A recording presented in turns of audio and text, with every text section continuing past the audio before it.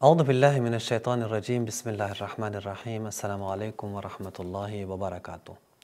صحیح بخاری کے نقد میں ہم ناسبی جو روات ہیں وہ بحث کر رہے ہیں، اور پچھلے کلپ میں ہم مغیرہ ابن شعبہ سے بحث کر چکے ہیں کہ وہ بھی ایک ناسبی راوی ہے جس سے صحیح بخاری میں احادیث نقل کی گئی ہیں۔ آج ایک دوسرا نام ہے، وہ بھی انشاءاللہ ہم آپ کے سامنے رکھتے ہیں، اور وہ ہے عبداللہ ابن زبیر۔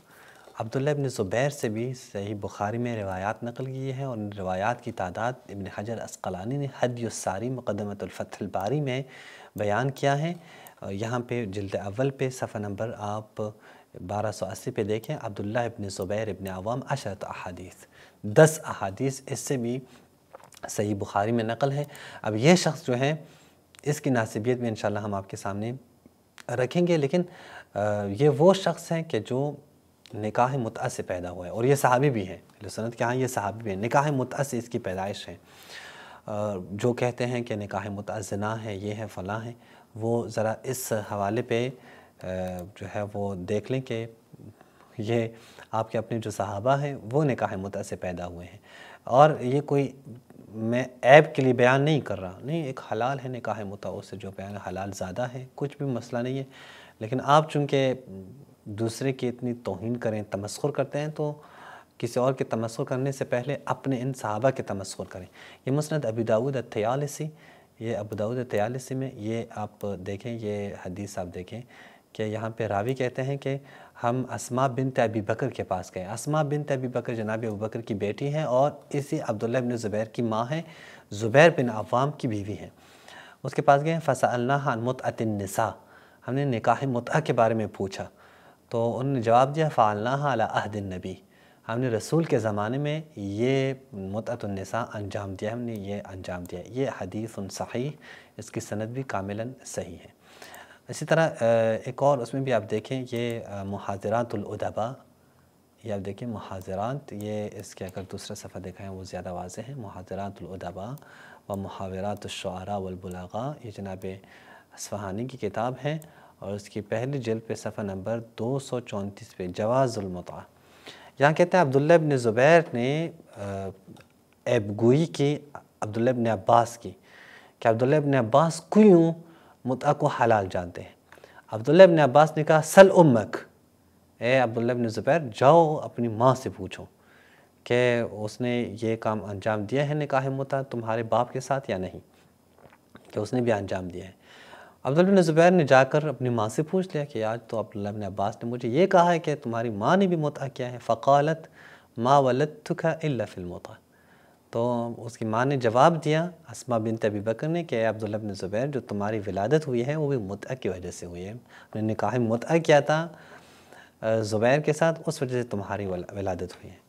پھر کہتے ہیں متعہ کے بارے میں فلاں فلاں سے پوچھا گیا، اچھا ایک شخص سے پوچھا گیا، کون ہے؟ یحییٰ بن اقسم نے شیخ بصرہ میں ایک شیخ تھا، اس سے پوچھا کہ تم متعہ کے جواز کے بارے میں کس کے اقتداء کرتے ہو؟ اس نے کہا میں عمر بن خطاب کی اقتداء کرتا ہوں۔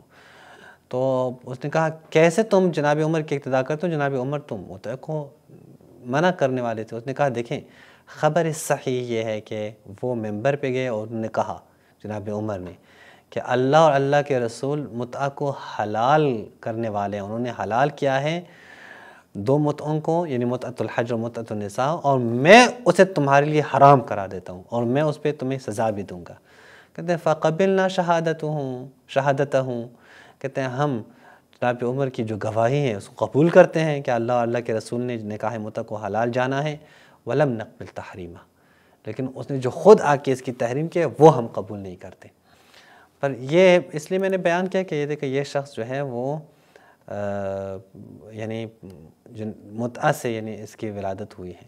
اچھا اسی طرح ایک اور حوالہ بھی اگر اس حوالے سے دیں، اور پھر ڈائریکٹ ہم آ جاتے ہیں عبداللہ بن زبیر کے حوالے سے، مسند ابی عوانہ، یہ مسند ابی عوانہ پہ آپ دیکھیں، یہاں پہ جزء ثانی پہ صفحہ نمبر 335 پہ آپ دیکھیں، یہاں پہ بھی روایت ہے اسماء بنت ابی بکر سے، کہتے ہیں کہ نبی مکرم نے کہا کہ من کان معہ حج فلیقم علی احرامہ، کہ جس کے پاس حج ہو وہ جا کے احرام کر لے۔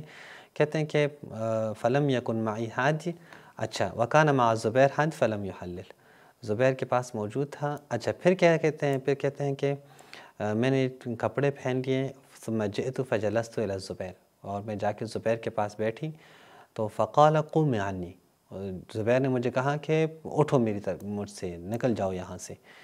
تو کہتے ہیں کہ فقلت، میں نے کہا اتخشى ان اصب علیک واما اصحابنا فقال ذکر ابن الزبیر علی المنبر۔ اچھا میں یہاں سے بیان کرنا چاہتا ہوں کہ ہمارے اصحاب نے کہا ہے کہ ابن زبیر نے ممبر پہ اس کا تذکرہ کیا اور کہا کہ بعض افراد ایسے ہیں جسے اللہ تعالیٰ نے اعمیٰ قرار دیا ہے، اندھے قرار دیے ہیں، اور اس کے مراد جو ہے ابن عباس تھی، چونکہ ابن عباس وہ متع کو حلال جانتے تھے۔ فذكروا نحوا مما يذكرون في حجۃ النبی اللہ فی مساق حجۃ العمر۔ اچھا ٹھیک، کہتے ہیں کہ ابن عباس جو ہیں وہ بیٹھے ہوئے تھے، تو ابن عباس نے کہا انہا لا تعمی الابصار ولکن تعمی القلوب التي في الصدور۔ یاد رکھیں کہ آنکھیں اندھی نہیں ہوتی، دل جو صدور میں ہیں، سینوں میں ہیں دل، وہ اندھے ہو جاتے ہیں۔ سل امک، جا کے اپنی ماں سے پوچھ کہ اس نے جو ہے وہ متع کیا تھا آپ کے والد سے۔ فسألہا، اس نے بھی جا کے اپنے ماں سے پوچھا، فقالت نعم، تو کہا ہاں بالکل یہ میں نے متع کیا ہے۔ اچھا اس سے بڑھ کر جو موضوع میں آپ کے سامنے رکھتا ہوں وہ احادیث رسول میں اس کا تذکرہ موجود ہے، عبداللہ ابن زبیر کا۔ اور عبداللہ ابن زبیر کو احادیث رسول میں ملحد کہا گیا ہے۔ اور یہ دیکھیں ہم اپنی طرف سے تو بیان نہیں کرتے، اہل سنت کی کتب سے ہی بیان کرتے ہیں۔ یہ سلسلۃ الاحادیث الصحیحہ، سلسلۃ الاحادیث الصحیحہ، جی ناصر الدین البانی کی اس کے 7ویں جلد پر صفحہ نمبر 292 پہ آپ دیکھیں، رسول اللہ فرماتے ہیں کہ ایک شخص ملحد ہو جائے گا قریش میں سے اگر اس کے ذنوب اور گناہوں کو وزن کیا جائیں تمام ثقلین کے گناہوں کے ساتھ۔ ثقلین یعنی جو جن اور انس ہیں، انسان اور جن، وہ جتنے بھی انسان ہیں جتنے بھی جن ہیں وہ گناہ کریں اور وہ شخص اکیلا وہ جو گناہ کریں تو لرجحت، تو اس کا پلڑا، اس اکیلے شخص کا پلڑا، گناہوں کا جو پلڑا ہے وہ بھاری رہے گا۔ اچھا یہاں پہ کہتے ہیں کہ پھر ایک شخص نے، اسحاق بن سعید اپنے والد سے کہتے ہیں کہ وہ عبداللہ ابن عمر عبداللہ ابن زبیر کے پاس آیا، عبداللہ ابن عمر عبداللہ ابن زبیر کے پاس آیا، انہوں نے کہا اے زبیر ایاک والالحاد فی حرم اللہ تبارک و تعالی، بچو کہ اللہ کے حرم میں تم الحاد کرو۔ میں نے رسول کو سنا ہے یہی حدیث کہ قریش کا ایک شخص ہوگا وہ الحاد کرے گا، اس کے گناہ بھی بہت زیادہ ہوں گے، پس تم وہ نہ بننا۔ یہاں پہ یہ خود کیا کہتے ہیں، ھذا اسناد رجالہ ثقات رجال الشیخین، یہ بالکل یہ سند صحیح ہے، اس کے تمام راوی شیخین کے راوی ہیں، ایک شخص محمد بن کناس ہے وہ بھی ثقہ ہے۔ پھر اسی صفحے پہ دوسری روایت جو موجود ہے وہ کیا ہے کہ عبداللہ ابن عمر عبداللہ ابن زبیر کے پاس ہے اور کہا کہ الحاد سے بچو اور مت بنو، چونکہ یہ حدیث موجود ہے میں نے رسول سے سنا ہے، فإنی اشہدک ان ھذا وجہ الی الشام مجاہدا۔ وہ عبداللہ ابن عمر زبیر نے بھی کہا کہ نہیں میں تو شام والوں سے جہاد کرتا ہوں۔ یہ کہتے ہیں کہ یہ سند صحیح ہے، اور یہ پہلی جو روایت تھی اس سے بھی زیادہ اصح سند جو ہے وہ یہ سند ہے، اور اس کے بھی تمام کے تمام راوی جو ہیں وہ شیخین کے راوی ہیں، بخاری مسلم کے راوی ہیں۔ اچھا یہ یعنی اس کو احادیث میں یہ کہا گیا ہے کہ یہ ایک ایسا شخص ہے کہ جو الحاد کرے گا، جو ملحد ہوگا اور کعبۃ اللہ میں الحاد کرے گا۔ اگر مصنف ابن ابی شیبہ کی طرف جائیں، یہ کتاب المصنف فی الاحادیث والآثار ابن ابی شیبہ کی کتاب، اس کی 7ویں جلد پر صفحہ نمبر 259 پہ یہاں پہ سلمان فارسی سے روایت ہے رحمۃ اللہ علیہ، ان سے روایت ہے ورضی اللہ عنہ، وہ کہتے ہیں کہ یہ جو بیت ہے، جو کعبہ ہے، یہ جلائے گا علی ید رجل من آل زبیر، آل زبیر میں سے ایک شخص کے ہاتھوں یہ کعبہ جلایا جائے گا۔ اچھا یہاں پہ ایک بات بھی ہے، وہ یہ ہے کہ یزید نے جو کعبہ کو جلانے کے لیے فوج بھیجا تھا تو اور منجنیق تو ان کے پاس تھے، وہ آگ بھی پھینک رہے تھے، لیکن یہ بھی ایک احتمال دیا جاتا ہے کہ ممکن ہے وہ آگ کعبہ کے پردوں کو نہ لگے ہوں، اور اس نے عبداللہ ابن زبیر نے خود ہی کعبہ کے پردوں کو جلا دیا تاکہ لوگوں کی ہمدردیاں جو ہیں وہ سمیٹ لیں، وہ اپنے ساتھ کر لیں۔ آج بھی ایسے ہی ہوتا ہے، آج بھی آپ دیکھیں وہ سعودی عرب کا جو حوثیوں کے ساتھ جو مسئلہ بنا تھا حوثیوں، تو پوری دنیا میں اس نے کیسے مشہور کیا؟ سارے وہابی لگے ہوتے ہیں کعبۃ اللہ پہ حملہ کرنے والے ہیں حوثی. وہ آج معلوم ہوا کہ کعبۃ اللہ کیا بھائی، وہ قبلہ اول کی آزادی کے لیے بھی حوثی لڑ رہے ہیں، تم تو سب بیٹھے ہوئے اپنے گھروں میں. تو وہ جو قبلہ اول کی آزادی کے لیے لڑ رہے ہیں وہ کیسے کعبۃ اللہ کو جو ہے مسمار کرنے کے لیے سوچ سکتے ہیں. لیکن مشہور کیا تھا انہوں نے. تو ممکن ہے کہ یہ شاید اس لیے بیان کیا ہوں کہ وہ بھی دراصل اسی عبداللہ ابن زبیر نے ہی جلایا ہو تاکہ لوگوں کی ہمدردیاں اپنے ساتھ لے لیں.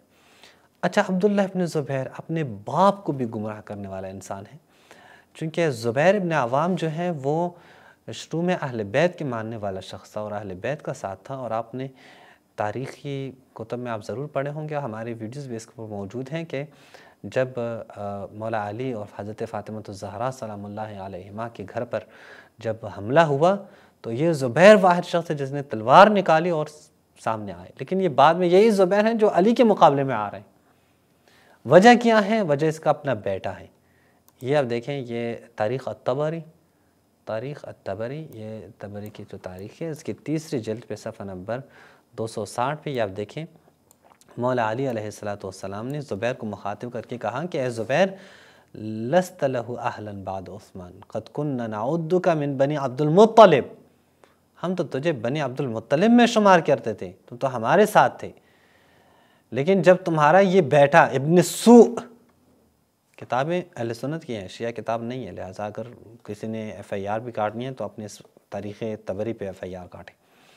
یہ جو ابن سوء ہے، یہ جو برا بیٹا ہے، ابن سوء یعنی برائی کا بیٹا، اس نے جو ہے جب یہ بالغ ہوا تو ففرق بیننا و بینک، تو اس نے تجھے ہم سے جدا کیا.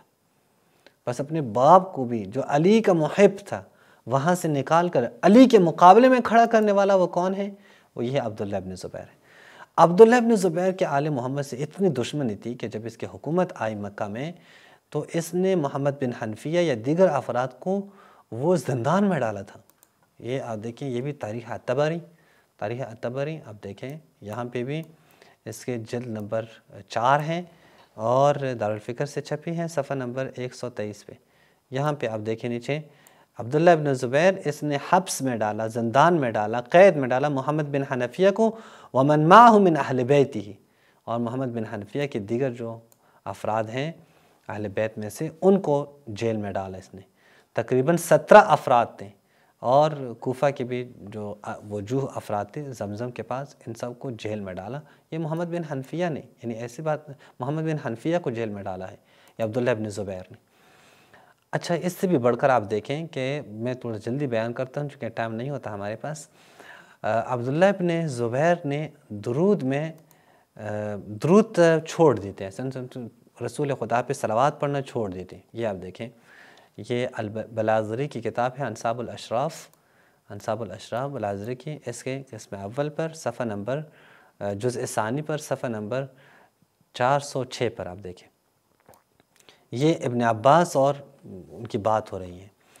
ابن عباس نے کہا اذ دعاک الی ترک الصلاۃ علی النبی فی خطبک، کہتے ہیں ابن عباس نے کہا کہ تمہارے اندر جو ہمارا بغض ہے والے اہل بیت مبغضاً، کہ تمہارا بغض جو ہے اہل بیت کے ساتھ، اس نے بھی اس سے تجھے مجبور کیا کہ اس بغض نے کہ تم نبی مکرم پر جو ہے وہ درود پڑھنا چھوڑ دو. جب تمہیں کہا کہ کیوں تم درود نہیں پڑھتے تو تم نے کہا کہ جب میں درود پڑھتا ہوں تطاولت اعناقہم، تو بنی ہاشم جو ہے وہ ان کی گردنیں بڑی ہو جاتی ہیں، طویل ہو جاتی ہیں، یعنی وہ پھر فخر کرتے ہیں کہ محمد رسول اللہ ہم بنی ہاشم میں سے ہیں. لہٰذا چونکہ بنی ہاشم کو خوشی ہوتی ہے لہٰذا میں درود ہی نہیں بھیجتا رسول خدا پر. یہ شخص ہے، اس سے روایات لی ہیں آپ کے اپنی کتاب میں صحیح بخاری میں، جو رسول اللہ پہ درود نہیں بھیجتے، جو آل محمد کو جیل میں ڈال رہے ہیں. اچھا، اگر اس کے ایک اور حوالہ بھی ہم آپ کو دکھا دیں، مروج الذہب، یہ جناب مسعودی کی جو کتاب ہے، یہاں 3 جلد پہ صفحہ نمبر 97 پہ آپ دیکھیں، یہ ابن حنفیہ ابن زبیر کے درمیان. نوفلی نے اپنی کتاب میں یہ اخبار نقل کی ہیں، کہا کہ ابن زبیر نے خطبہ دیا فنال من علی، اور مولا علی کی برائیاں کی اس نے. یہ بات جب محمد بن حنفیہ کو پہنچی، محمد بن حنفیہ آیا اس کے سامنے ابن زبیر کے سامنے اس کے لیے کرسی رکھی گئی تو کہا کہ یا معشر قریش، اے قریش، اینتقص علی وانتم حضور، تمہاری موجودگی میں علی کی برائیاں کی جاتی ہیں؟ قریش تمہیں کیا ہوا ہے، کیوں علی کی برائیاں کی جاتی ہیں؟ یہ عبداللہ ابن زبیر ہیں، عبداللہ ابن زبیر کے جو آپ کے ہاں اتنا جو ہے وہ بڑا شخص ہے۔ سیر اعلام النبلاء، یہ حوالہ بھی آپ دیکھیں جناب الذہبی کی، اس کے دوسرے جلد پہ شعیب ارناؤت کی تحقیق کے ساتھ 193 صفحے پہ یہ آپ دیکھیں کہ یہ وہ شخص ہیں کہ جو جمل کے میدان میں، جمل میدان کو سمجھیں تیار کرنے والا اور میدان جمل میں لوگوں کو لانے والا، وہ یہی عبداللہ ابن زبیر ہے۔ یہ روایت آپ دیکھیں کہ یہاں پہ ہے، جناب عائشہ نے کہا کہ جب ابن عمر یہاں سے گزرے، عبداللہ ابن عمر، تو مجھے پھر بتا دینا۔ جب عبداللہ ابن عمر وہاں سے گزرے تھے تو جناب عائشہ کو کہا گیا کہ عبداللہ ابن عمر آئے ہیں، گزر رہے ہیں۔ تو جناب عائشہ نے آ کے کہا کہ اے عبداللہ ابن عمر، ما منعک ان تنہانی عن مسیری، تم نے مجھے کیوں روکا نہیں کہ میں جمل نہ جاؤں؟ مجھے روک لیتے کہ میں جمل نہ جاؤں، میں نے جنگ کے لیے گئی ہوں، میں نے وہاں پہ جنگ لڑی ہے حضرت علی کے خلاف، یا کسی بھی وجہ سے، وجہ تو یہاں پہ ذکر نہیں ہے، کسی بھی وجہ سے، وجوہات دیگر ہو سکتی ہیں، نہ کہ یہ کہ حضرت علی کے خلاف لڑی ہوں اس وجہ سے، تو تم نے مجھے روکا کیوں نہیں ہے؟ تو عبداللہ ابن عمر نے کہا رأیت رجلا قد غلب علیک، میں نے دیکھا کہ ایک شخص تمہارے اوپر غالب ہو چکا تھا، وہ جو کچھ کہتا تم وہی مانتی۔ کون؟ یعنی ابن زبیر، عبداللہ ابن زبیر۔ عبداللہ ابن زبیر ہی ہیں جس نے تمہیں مجبور کیا، یا جو تمہارے اوپر غالب تھا، تم اس کی باتوں میں آ گئی اور وہ تمہیں جو ہے لے کے گیا کس کی طرف؟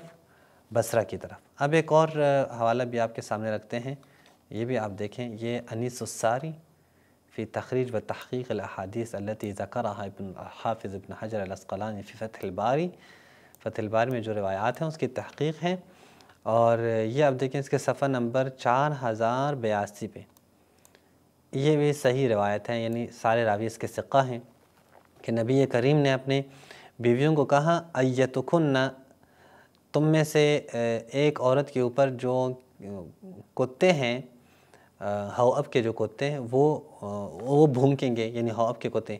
جب جناب عائشہ بصرہ کے لیے نکلی تو یہ حواب کے کتے بھونکنے لگے، کہا کہ مس محاذ الماء، اس پانی کا نام کیا ہے، جگہ کا نام کیا ہے؟ تو لوگوں نے بتایا کہ یہ حواب ہے۔ فقالت ردونی، تو جناب عائشہ نے کہا مجھے واپس بھیج دو، بس میں نے آج سے آگے نہیں جانا۔ فابى علیہ ابن زبیر، ابن زبیر نے کہا نہیں نہیں، تم ایسا مت کرو، چلنا ہے جنگ کے لیے۔ اس کے بعد بھی جنگ کی کمانڈنگ کرنے والا وہ ابن زبیر ہی ہے۔ رواتہ ثقات، اس کے تمام راوی کیا ہیں؟ وہ ثقہ ہے۔